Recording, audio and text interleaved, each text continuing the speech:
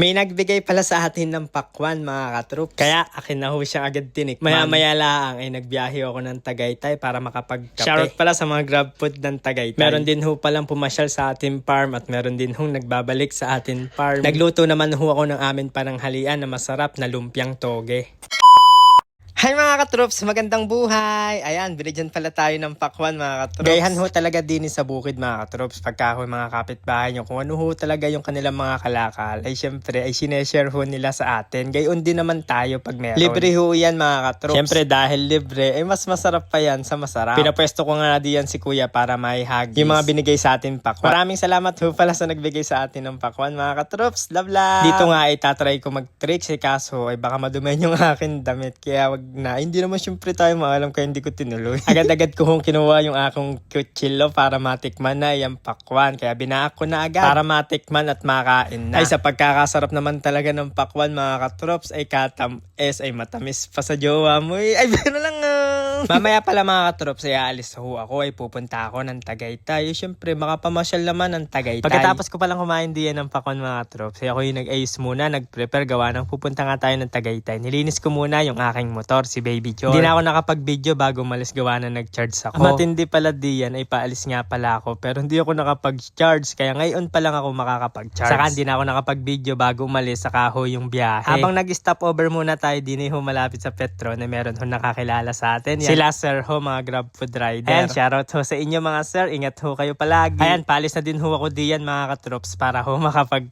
kape. Hanap lang at nagse-search muna ako din na masarap pagkapehan. Yung maganda-ganda yung view. Kaya nung nakakita ko, ayan, umalis na muna ako para makapagkape na. Nakita ko din sa may Tagaytay, yung Starbucks din ho sa Hotel 8. Perfect na perfect talaga itong pagkapehan. Pagkakasarap. Talagang marerelax ka. May mga pumapasyal pa nga di yung unggoy. Buti na lang, hindi tayo nakilala. Kaya hindi tayo nila isinama. Habang nagkakape ako diyan, ay nag-iisip ako ng pupuntahan or papasyalan. Pagkatapos natin magkape, ay bahala na, hindi na ako magse-search. Titigin na lang ako sa pagmumotor ko kung saan ako mapapadpad. Sana sa EU. Ay, biro lang Pagkakaalis ko mga troops, hindi ko na nga alam kung saan ako nagpupunta diyan. Basta't makakita ako ng magandang spot, ay akin hong papasyalan. Drive lang ho ako ng drive hanggang sa makakita ng magandang place. Napadaan din ho pala ako diyan sa Skyrun. Hanggang sa nakita ko to't pumasok ako diyan para kumain lang ho saglit. Nung ako ngay kumain diyan, ay naglakad-lakad lang ako tapos nagutom ulit. Mamaya na lang ulit tayo kakain ng lomi. Dinirin din ho sa Tagaytay. Bago ako umuwi, nakita ko itong lomihan. Kaya ayan, napakain na ho ng lomi. Madalim na pala ako nakauwi kahapon mga katrops. Kaya hindi na ako nakapag-video gawa ng nalobat ako. Tapos kinabukasan may pumasyal pala sa atin mga katrops. Syempre atin ho yan pagtitimpla ng kaping barako. Madami tayo niyan din mga katrops. Isa kasi sa masarap gawin din sa bukit ang magkape. Lalo na ang iyong kape ay black. Pwede ka din naman mag-creamer dahil may available tayong creamer diyan. Para sa mga gusto. Meron din naman mga hindi na nag-aasukal. Try nyo mga katrops. Kape na walang asukal. Lalo't kaping barako ay sigurado mararamdaman nyo talagang ipinaglalaban ka. Maya lang din ho may sumunod hong pumunta sa atin mga katroops. Ito ho pala sila ma'am at sir, nakapunta na ho yan nung nakaraan December ho yun, December 28 yata kung di ako nagkakamali. May tubig pa di yan. Di ko napasama sa vlog nun si ma'am gawa ng di ako nakapag-video gawa ng tripod ko ay nandoon sa bayan. Hindi ko nadala pa uwi din sa Wawa. Pero ngayon makapag-video na tayo. Salamat pala sa pasalubong na kape sa tinapay ay napakasarap. Kwentuhan lang muna kami diyan mga katroops. Habang nagkakape, syempre saka tumitingin ng mga gandang tanawin. Sakto ay dumating pala si inay saka si kuya. Ayan, may dala silang talong. Bagay na bagay ang motor ay palang si Tanggol ay. May nakakuha din pala si kuya na patola na magulang. Kanya ho yung binabalatan. Panghilod na din yan. Kagandang panghilod niyan mga katrops. Lalo na ho pag nabasa. Ayan, ay malambot ho ikuskus sa katawan. Nagpicture lang ho kami saglit. Tapos ayan, uuwi na ho sila ma'am at sir. Ingat ho kayo sa biyahe. Habang nagbubura pala ako ng mga video ko, gawa na mapupuno na yung aking storage. Ayan, nakita ko itong video na hindi ko pa pala na-upload mga katrops. Ito pa yung nakaraan, hindi pa gawa yung ating flooring sa bahay ko. Medyo may katagalan din. Ayan, ay upload na natin mga katrops. Kaya pasensya na ho sa late upload. Maya-maya lang ay nagpunta ako doon sa talungan. Hanggang sa nakakita ko ng gayaan na papaya. Kaya naisipan ko siyang imarkot, ipaugatin para akin ho siyang ililipat diyan ho sa batiya o kaya sa timba. Legit na legit yan mga katrops sa pagmamarkot ho ng papaya. Nagawa ko na yan noong nakaraan. Napaugat natin. Yung napapansin nyo noong nakaraan video ko yung nasa timba. Yun ho ay markot. Kaya mababa pa lang ay may bunga na. Nakaraan taon pa ho yun kaya may katagalan na. Pagkagayaan talaga't may nakikita ko ay akin ho siyang minamarkot. Ako kasi natutuwa pag nakikita ko yung papaya ay mababa pa lang ay may bunga na. Sarap ho mag-alaga pag gayon tapos malalaki ang bunga ay sa jackpot. Pagka uwi ko mga katrops, tanghalian na naman. Siyempre magluluto na naman tayo ng ating pananghalian dini ho sa ating bahay ko. Okay lang ho ako ng kamuting baging. Isang puno lang dahil diyan ho sa isang puno ay madami na hong laman. Okay na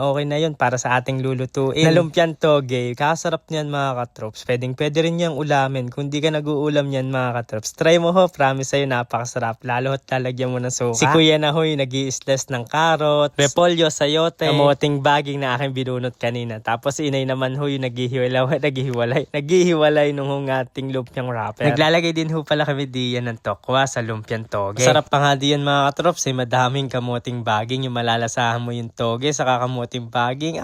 The best na the best. Habang sila pala ay busy diyan mag-slice ng mga gulay, ako naman ho ay nagpaparikit para ako naman magluluto niyan. Kaya sinalang ko na yung talyase, tapos maglalagay na ako diyan ng langis. Una ko palang lulutuin yung tokwa, isusunod ko diyan yung kamuting baging na binunot ko kanina. Masarap yung mga katrops, lalo na ho sakto sa pagkakaluto. Nung luto na yung kamuting baging mga katrops, ay akin na hong isusunod yung carrots. Tapos nung okay na, isa-set aside ko lang muna sa tabi. Lang na masagit na.